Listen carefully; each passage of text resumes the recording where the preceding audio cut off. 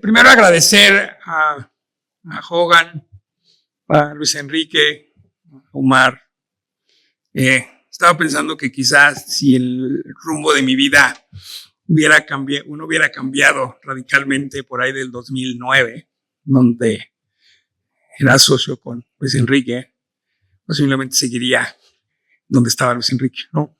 Pensaba que la vida es a veces irónica, ¿no? Quería, pensando con Luis Enrique de qué queríamos hablarles, el tema que se nos ocurre es futurear, ¿no? Ahora que todo el mundo futurea. Entonces vamos a futurear de qué va a pasar en 10 años en el arbitraje de inversión. Un poco es lo que el tema de la charla de hoy. Entonces, lo primero que hice fue preguntarle a ChatGPT, ¿no? ¿Qué nos espera en los siguientes 10 años? Entonces, esto fue lo que me contestó. Primero me agradeció la pregunta, ¿no? Y ya tenemos una perspectiva futuro sobre el arbitraje de inversiones dentro de los 10 años, alrededor de 2030, y me pone ciertos temas, ¿no? Entonces, dije, bueno, pues este puede ser el perfecto inicio de futurear y ver, pues, de qué va a tratar el arbitraje de inversión, ¿no? Entonces, pues me puse a futurear. Entonces pensé, pues, ¿cómo va a ser el arbitraje de inversión en 10 años, ¿no? Y diciendo si tenía razón o no en todas estas cosas que decía ChatGPT. Entonces, a lo que me voy a dedicar en los siguientes minutos es a comentar cada una de estas cosas que dice ChatGPT de lo que va a pasar. Lo primero de lo que habla ChatGPT es que el arbitraje de inversión se va a volver un sistema más equilibrado, ¿no? Y hace un rato acabamos de oír hablar a los verdaderos expertos del tema energético y decirnos que estos criterios de ESG y los criterios que tiene la ONU en materia de desarrollo sustentable se van a volver pues el pan nuestro de cada día. Y yo en esta coincido totalmente, ¿no? O sea, al final esto se va a incorporar, cada vez va a ver más criterios de sustentabilidad. Pero luego ChatGPT dice, los futuros tratados pueden contener excepciones que permiten a los estados adoptar medidas necesarias. Yo creo que va a cambiar el paradigma. Yo creo que la excepción se va a volver una regla. Y doy el ejemplo de hoy, si tú quieres invocar una excepción ambiental en un caso, quieres invocar una excepción, tienes que invocarla, tienes que ver el texto del APRI o del BIT en cuestión o del tratado, y se trata como una excepción, y ChatGPT dice es una excepción. Yo creo que en 10 años va a cambiar. Y además, ¿y por qué es relevante para nosotros, abogados? Porque como excepción la carga de la prueba es tuya. Entonces, tú tienes que demostrar que aplica la excepción. Yo creo que vamos a cambiar la carga. Yo creo que ahora tú vas a tener que demostrar que tu tema no afecta al medio ambiente. O sea, vamos a cambiar la discusión. Eso es como, insisto, estoy hablando, estoy futureando, ¿verdad? Pero es como yo creo que este tema va a cambiar radicalmente de volverse una excepción a volverse una regla. A volverse una regla que todos tengan que seguir. Y bueno, las controversias ya la estamos viendo. Toda esta discusión del Tratado de Energía Europeo, el nuevo Tratado de Energía Europeo, cambio climático, una legislación sobre carbono de la Unión Europea que ya fue impugnada en la OMC por Rusia. O sea, ya estamos empezando a ver controversias de este tipo. Entonces, cada vez esto, sin duda, va a incorporarse. Y voy a regresar a esto cuando hable más de normas sustantivas, ¿no? Entonces, es el primer tema. ChatGPT dice, bueno, va a haber una reforma institucional, lo que todos hemos escuchado, de ese va a volver a ser el Tribunal de Inversión. Ojo, el Tribunal de Inversión se pactó entre Canadá y Europa en 2016, si mal no recuerdo. Y ya pasaron 10 años y no hay nada. Entonces, yo sí creo que va a haber un escenario donde va a haber un tribunal de inversión. Es algo que Estados Unidos, que Europa y Canadá han empujado muchísimo y que yo creo que lo vamos a ver realizar. ¿Qué tanto alcance? ¿Qué tantos países se sumen? Yo creo que esa es la pregunta. Pero al final de que en 10 años vamos a tener un tribunal en materia de inversión, de apelación, como lo pactaron Canadá y Europa, y como, ojo, como lo pactó México con Europa en el tratado que esperemos que en 10 años entre en vigor. Bueno, el Tribunal Multilateral de Inversiones no, nada más era, entiendo que todos estamos familiarizados con esa discusión y se están avanzando en esa discusión y entiendo que ya cada vez hay textos, ya se está platicando, entonces yo creo que 10 años sí vamos a ver un Tribunal de Inversión. Hablan de modelos híbridos y ahorita voy a regresar al tema de la mediación, donde hay otros modelos. La verdad, este tema de la mediación, ya hay por ejemplo, ya hay una regla, hay una ley modelo del año pasado, me parece, de un CITRAL sobre mediación, se ha tratado. Lo que pasa es que eso en la práctica, y traté de echarme un clavado ahí a ver qué teníamos en la práctica, pues la verdad no hay mucha mediación en casos o conciliación que le llama el ICSID en estos casos, de 1022 casos, y estos son cifras de 2024, 14 solo están. Entonces, veremos, la pregunta es, ¿veremos en 10 años un mayor desarrollo de la mediación? Híjole, no sé. Y la verdad soy honesto, ¿para qué les miento? No lo he visto, sobre todo porque se ha convertido el esquema de inversión en un sistema muy adversarial, donde pues poco espacio hay, creo yo, pero ojalá y me equivoque, porque creo que la mediación sería una buena alternativa, mucho más sencilla, mucho más rápida, y mucho menos costosa para el cliente, ¿no? Aunque quizá eso no convenga. Innovaciones procesales, desde luego, el tema del tecnológico, no voy a entrar, todo el mundo, cada 2 días hay pláticas sobre cómo estamos siendo absorbidos. Yo creo que voy a regresar porque me pareció muy interesante lo que decía Almudena en la mesa pasada, y voy a retomarlo, porque yo coincido con ella, del tema tecnológico, de cómo el tema tecnológico va a permear reglas sustantivas, pero eso no tiene que ver con esto. Esto tiene que ver cómo la inteligencia artificial cada vez va a tomar más cosas de los que hacemos. Totalmente cierto. Yo creo que la gran discusión va a ser si al final van a ser jueces los que decidan, árbitros, la inteligencia artificial. Ya hay un caso ahí de una impugnación que tuvo que ver con un argumento de que se usó inteligencia artificial en la decisión. Entonces, esta discusión solo va a acrecentarse y solo vamos a tener más, y obviamente estas herramientas pues va aprendiendo, cada vez que ustedes les consultan aprenden y aprenden y aprenden y aprenden. Entonces, desde luego los límites de la inteligencia artificial también se van a poner a prueba. Mayor transparencia, dice ChatGPT. Híjole. Y el chiste era ese, ¿no? Que tuviera un diálogo con ella y decir, bueno, pues no siempre las máquinas. No estoy seguro que coincido con ella. El primer caso en el que yo estuve, que tenía que ver con un tema de transparencia, y yo tengo ahí un voto disidente sobre el tema de transparencia. Y eso fue hace muchos años. Y seguimos en el mismo debate. Entonces, y traté de ver un poco estadísticas, ¿no? Todavía el 31% de los casos no se tiene información pública sobre el reclamo presentado. Y en 39 de los casos concluidos no se dispone de la.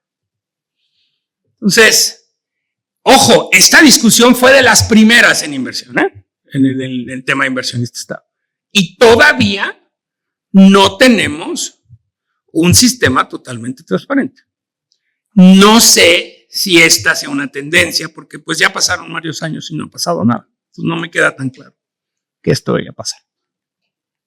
El siguiente tema era que va a haber nuevos tipos de demandas, dice ChatGPT. Va a ser demandas y contrademandas, ¿no? Y que se van a poner de moda las contrademandas de los estados, ¿no?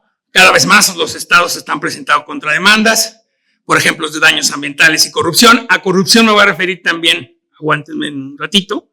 Y en 10 años podríamos ver marcos que integren estas contrademandas de manera más fluida. Acuérdense que ahora muchos tratados no lo permiten, pero sí hay precedentes. Este es uno de los pocos tratados que lo permite, el TIPAD, ¿no? Pero realmente aquí nos basamos más en jurisprudencia de algunos casos que sí han aceptado que el Estado pueda contrademandar. La pregunta aquí es, vamos a ver una evolución del sistema en donde ya hay unas contrademandas, sobre todo porque yo creo que lo que va a empezar a pasar va a ser que los tribunales arbitrales de inversión quizá le pierdan el miedo al tema de corrupción y le entren al tema de corrupción, que ha sido un tabú por mucho tiempo en el tema de inversión. Bueno, y todo lo que diga aquí, luego lo voy a negar. Diversificación de árbitros. Obviamente más diversidad, género, nacionalidad. Esto es como estamos ahorita. O sea, si ven, son 10 nacionalidades básicamente las que toman el top 10. La edad promedio del árbitro es de 55 años. Estoy uno arriba de la edad promedio. Si bien el promedio es de 55, los hombres tienen que promediar 57 y las mujeres 50. Yo creo que vamos a ver más chavos, qué bueno. Creo que vamos a ver esto diversificarse más. Hoy no es un sistema que yo creo que hay muchos esfuerzos.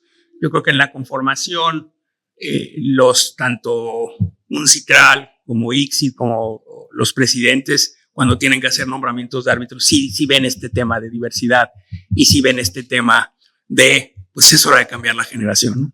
Y es hora de que chavos como muchos que están aquí, pues le entren y quizá lo hagan mejor que nosotros.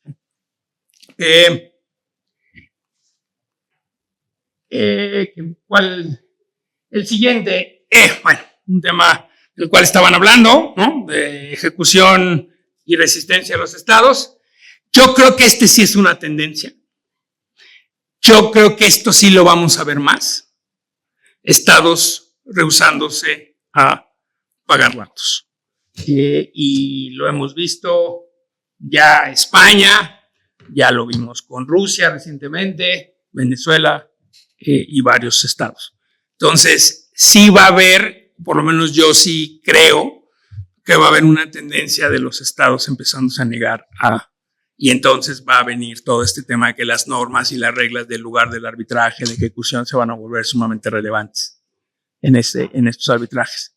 No, sí creo en la tendencia de dónde viene, sí creo que viene.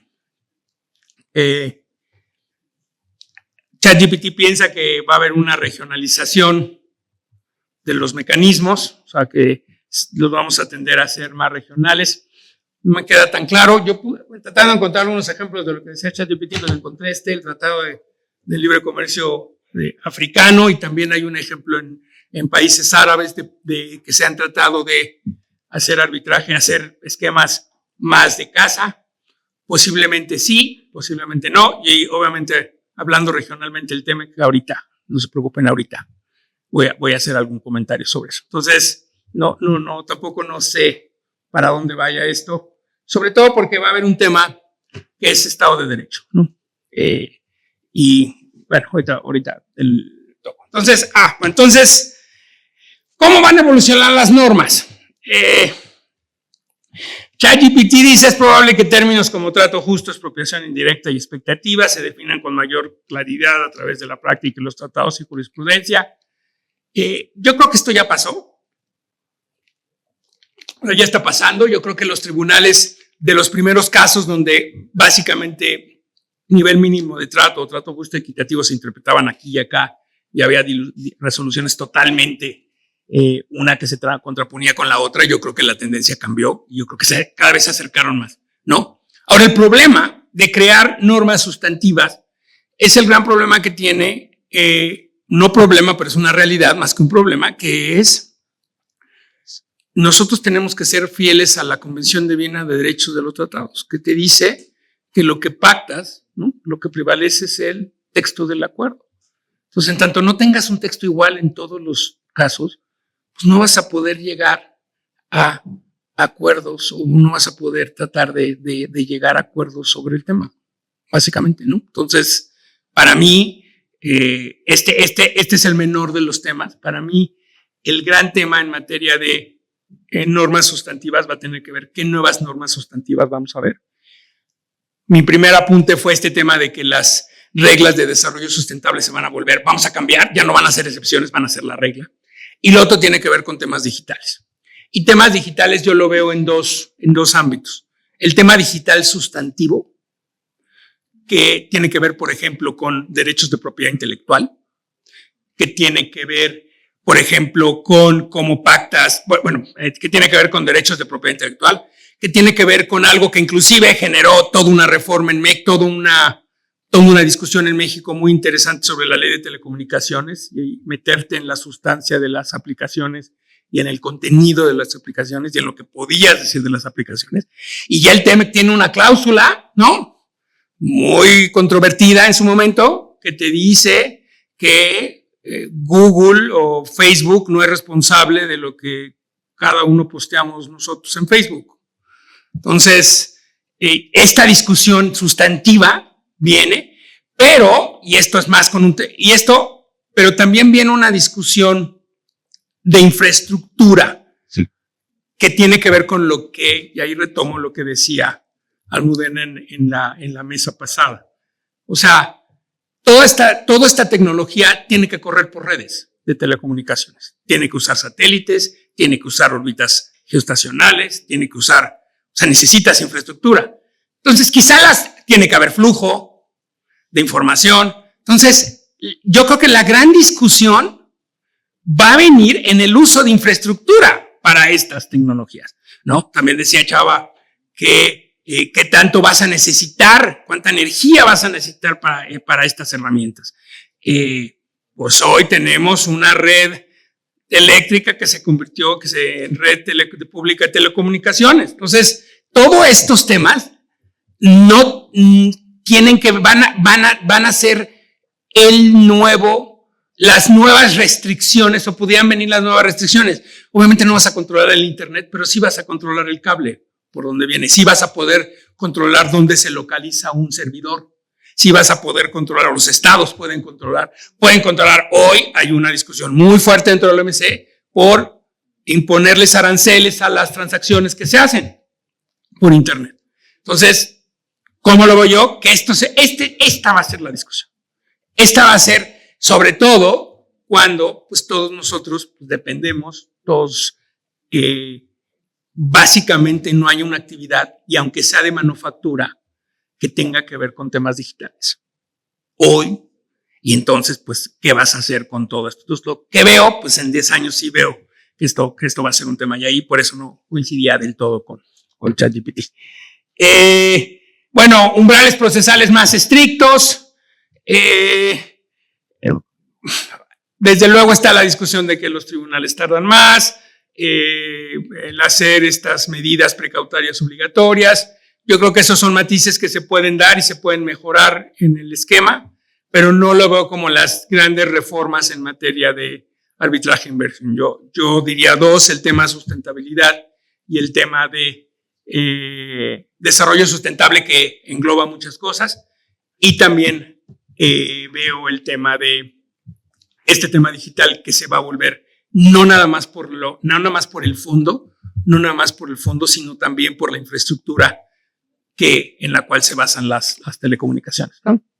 Entonces aquí les había puesto algunos obviamente, trato justo equitativo. ¿Quién no ha visto esta cláusula? ¿Quién no la ha hecho? ¿Quién no ha argumentado sobre esto?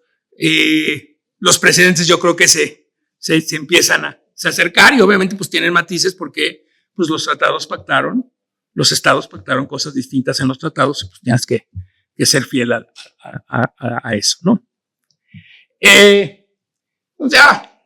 Ya casi termino. Entonces, un tema que podía darse es conciliación, tratar de empujar el tema de que fuera la conciliación más obligatoria previa al arbitraje. También esta es una discusión que se está dando. Entonces, posiblemente venga una tendencia. Y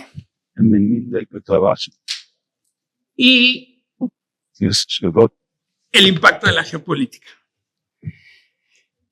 Y aquí entró Estado de Derecho y a la crisis de Estado de Derecho que vivimos hoy en el mundo, que la hemos vivido a manera local, que la hemos vivido de manera macro, ¿no? Con países diciendo que van a imponer restricciones de manera unilateral. Y la pregunta es, ¿cómo esto va a impactar en el arbitraje de inversión? ¿Cómo esto va a afectar el arbitraje de inversión? Porque en un momento, pues tú pensarías que el arbitraje de inversión pues ha sido no afectado por esto, ¿no? O sea, se ha mantenido ajeno a esta discusión, ha estado fuera de esta discusión, no ha estado, hoy no, el único tema que hoy se discute es, por ejemplo, el tema de ejecución, donde los estados han dicho no voy a ejecutar, pero ¿en qué otros temas el arbitraje de inversión ha tenido algún efecto? Y yo estaba tratando de recordar, acuérdense que a la administración actual de Estados Unidos no le gusta el arbitraje de inversión. Y no estoy diciendo ningún secreto cuando sabemos que en la negociación del TEMEC, la propuesta de salida de Estados Unidos fue eliminemos el mecanismo del capítulo 11. De hecho, era más agresiva, decía, eliminemos toda la solución de controversia. Esa fue la salida. Así salió Estados Unidos en la negociación del TEMEC. Y entonces, yo tratando de pensar qué va a pasar. Y aquí me lleva, hablaba de cómo vamos a ver la evolución. Yo veo desarrollo sustentable, temas tecnológicos y este tema político que cómo se traduce o cómo lo podemos dilucidar, cláusulas de seguridad nacional. A lo largo del tiempo habíamos visto que estaban estas cláusulas, algunos tratados ni siquiera las tienen. ¿Qué va a pasar con países que toman decisiones multilaterales? ¿Qué va a pasar? No dudo, ojo, no, yo no lo estoy pensando, pero no dudo que hoy hay abogados pensando en Estados Unidos cómo impugnan o cómo convencen a su cliente extranjero de impugnar medidas del gobierno actual de Estados Unidos bajo el tema de inversión. ¿Qué va a hacer Estados Unidos cuál va a ser su defensa? Va a invocar, muy probablemente invoque temas de seguridad nacional. Y no, los mecanismos de inversión todavía, o sea, hay casos, algunos casos Argentina en materia de seguridad nacional, pero no hay casos propiamente donde tú hayas invocado el esquema de seguridad nacional. En la OMC los antecedentes que tenemos es, en la mayoría de los casos, cuando por ejemplo se invocó entre Ucrania y Rusia, y el país que invocó la excepción tuvo éxito. Se invocó en un caso entre Arabia Saudita y Emiratos Árabes, si mal no recuerdo, puedo equivocarme, o Qatar, y también la invocó. Y tuvo éxito. Casi 100%. Entonces, ¿cuál es otra cosa que va en 10 años? No hemos visto en el mundo del comercio, sí hemos visto mucho desarrollo de este tema de seguridad nacional, y hay varios precedentes en materia de comercio. Pero en materia de inversión, de arbitraje de inversión, no hemos visto este tema de seguridad nacional. Y lo que yo veo, puedo equivocarme siempre, es que vamos a ver una tendencia de casos, o sea, de que van a empezar estas cláusulas a ser sumamente relevantes.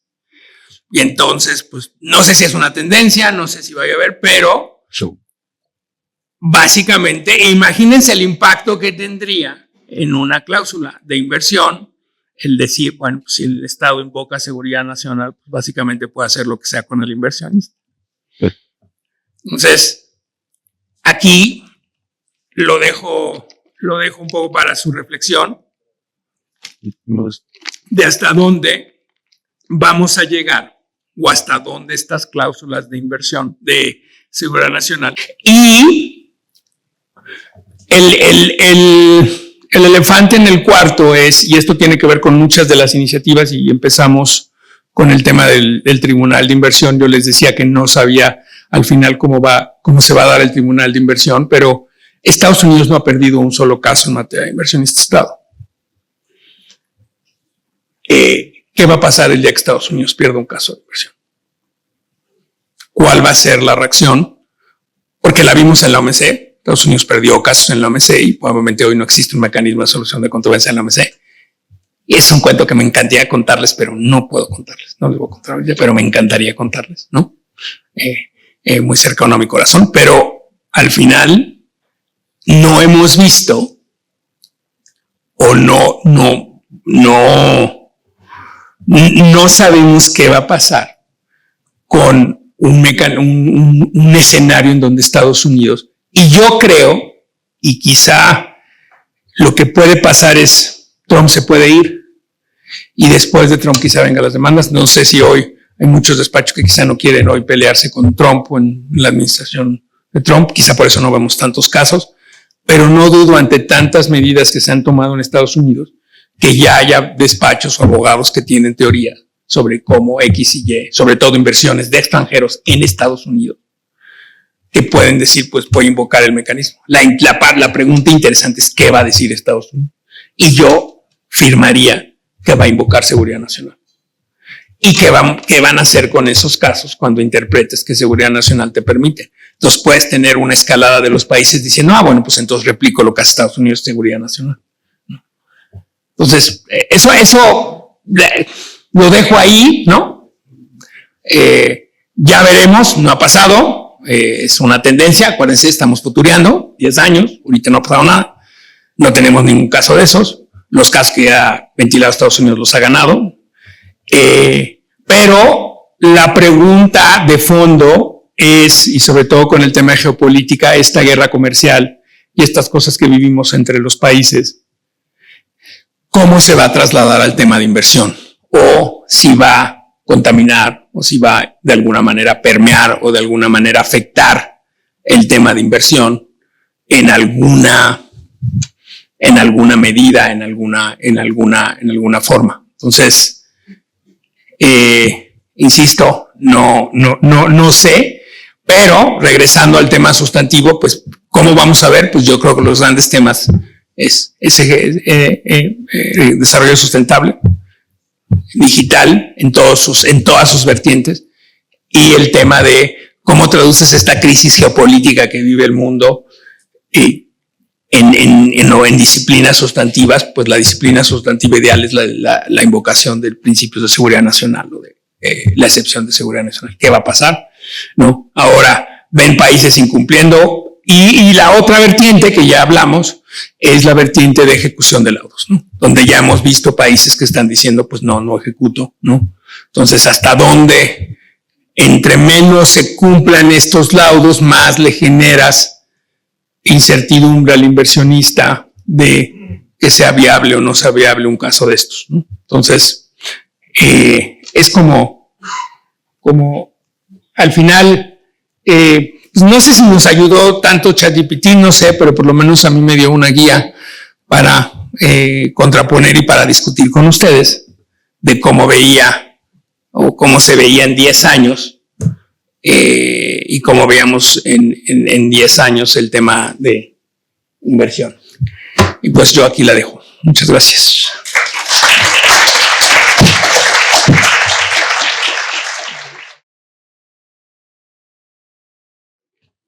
Pregunta para Ricardo, y felicidades, Ricardo. Muchas gracias. Se volvió costoso no ser parte del sistema de arbitraje de inversión. ¿Será costoso en adelante ser parte de ese sistema? Voy a salir como ChatGPT, no entiendo la pregunta. ¿Se volvió costoso? Me imagino que a lo que se refiere la pregunta es, para los países era costoso o ha sido costoso no aceptar el sistema de arbitraje de inversión porque ahuyenta capitales. Fue una concesión que tuvo que darse a los capitales. Tenía costo no ser parte del sistema. A través de estos movimientos geopolíticos, ¿podría volverse costoso ser parte de sistemas de arbitraje de inversión? Pues ya más o menos entendí. A ver, habría primero que entender por ejemplo, ¿cuál fue la posición de Estados Unidos cuando dijo no quiero arbitraje de inversión? La posición de Estados Unidos es un subsidio a las empresas que se salen de Estados Unidos. O sea, acuérdense que Estados Unidos decía, pues si te vas, ahora sí, ¿por qué yo te tengo que dar protección si tú te vas y dejas de fabricar en Estados Unidos? Si te fuiste y pusiste tu planta en Vietnam, pues ahí, ahora sí que, ¿por qué yo, gobierno, tengo que subsidiarte? Y la palabra, usaron la palabra subsidio, ¿no? Que cambia todo el paradigma de lo que era inversión, de lo que era para el mecanismo, que era al contrario, vamos a irnos a otros lados y vamos a proteger a nuestras inversiones a lo largo y ancho del mundo, ¿no? Entonces, eso cambió. Ahora, acuérdense que México durante muchos años no fue parte como tal del esquema de inversión, no fuimos hasta el sexenio de Peña Nieto, entramos al CIADI, lo cual, por ejemplo, ¿cuál es la ventaja en el esquema del CIADI? El esquema del CIADI de revisión de laudos, pues en un momento dado quizá, regresando a la pregunta Luis Enrique, pues quizá es mejor ahorita estar en el esquema de CIADI porque la anulación de un laudo te la va a revisar un comité de anulación conforme al convenio del CIADI, pero de la que no te escapas es de la ejecución. Entonces, ¿qué vas a hacer con los casos de ejecución? ¿Y qué vas a hacer con los temas de ejecución de laudos, ¿no? Entonces, si nos conviene o no, la verdad no sé. Y aquí es una pregunta muy general. ¿Qué va a pasar en 4 años? ¿Vamos a ver más de lo mismo o simplemente fue un mal sueño y ya despertamos? Y va a cambiar, vamos a regresar. Esa es la pregunta. ¿Qué va a pasar en 3 años, 4 años? ¿Vamos a seguir esta tendencia o nos vamos a despertar en otro nuevo mundo que ya regresó a las reglas anteriores? El problema es que tenemos reglas que nunca nos hemos podido poner al parejo de las realidades que tenemos, pero bueno, esa es otra discusión. Una última. El reto que habrá para la efectividad de los sistemas jurisdiccionales, ¿será un reto que se podrá mitigar? Híjole, no me eches a andar. Y supongo que te hablan de México, ¿no? No, internacional. Me imagino que es el arbitraje de inversión viene a dar una cobertura para un sistema jurisdiccional internacional no efectivo. Bueno, sí. Yo no sé si se vuelve una tendencia. Y aquí la pregunta va quizá al tema de negación de justicia y si veremos cómo vamos a ver permear esos casos en el mundo. Acuérdense que el supuesto de negación de justicia, los tribunales han sido sumamente deferentes con los tribunales, sumamente con la actuación de los tribunales. Claramente dicen, un error no basta. No basta que una decisión mala, ¿no? Dicen los precedentes. Tiene que ser una falla sistémica. Realmente tiene que ser algo caprichoso, arbitrario, escandaloso es la palabra que usan Popentalvo, ¿no? Escandaloso tiene que ser el error. Sin hablar de México, porque ahí tengo mi opinión. Sin hablar de México. En los demás países, yo quiero seguir viendo que los tribunales van a seguir siendo deferentes al Poder Judicial. A menos que, obviamente, y aquí me faltó un tema que se me fue, y aquí es donde creo que una cosa que vamos a empezar a ver, creo, es a los tribunales siendo más abiertos a argumentos o reclamaciones que tienen que ver con corrupción.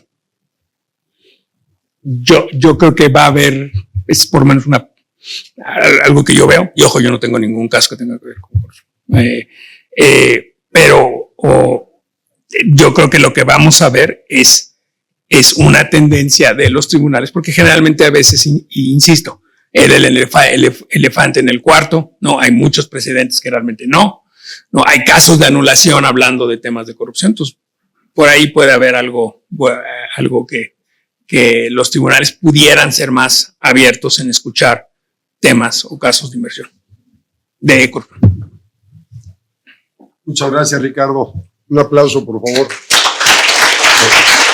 Muchas felicidades, Ricardo.